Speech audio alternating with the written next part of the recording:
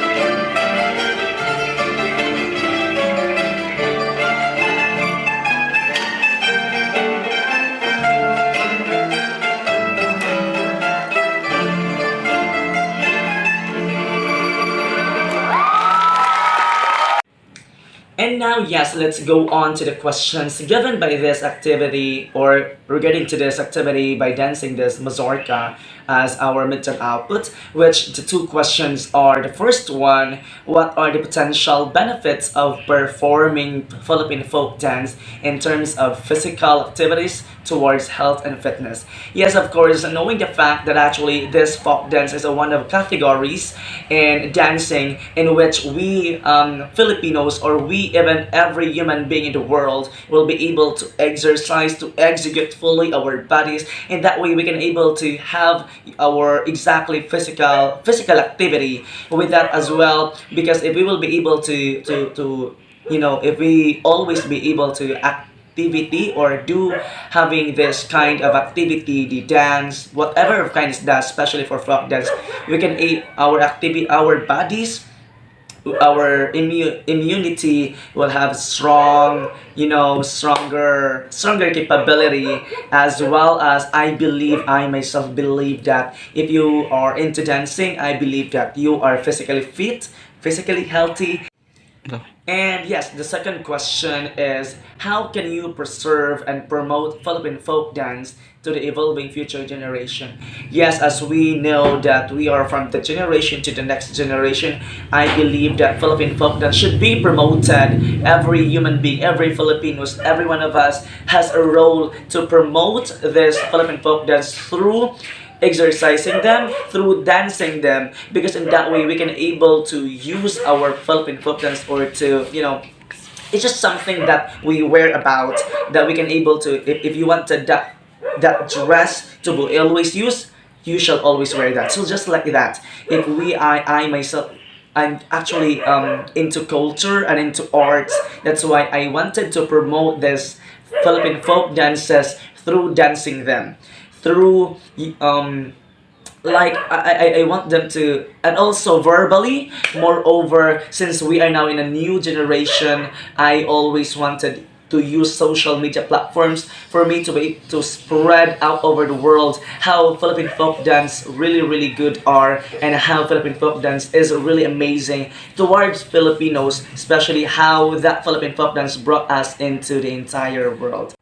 And I will bring this culture, this Philippine folk dance, to the next generation by teaching them, by simply teaching them how shall the folk dance should be danced, and what are the meanings behind from it, so that they can able to they can able to know, and from that they will be inspired to, and that as well they will be influenced. They will have the willingness, the eagerness to dance what is that folk dance, like example Mazurka, Boholana, because actually they themselves, they know what is the meaning that dance is. So with that, they will be able to dance it properly, with emotion, with dedication, and of course to offer that dance to our country, Philippines.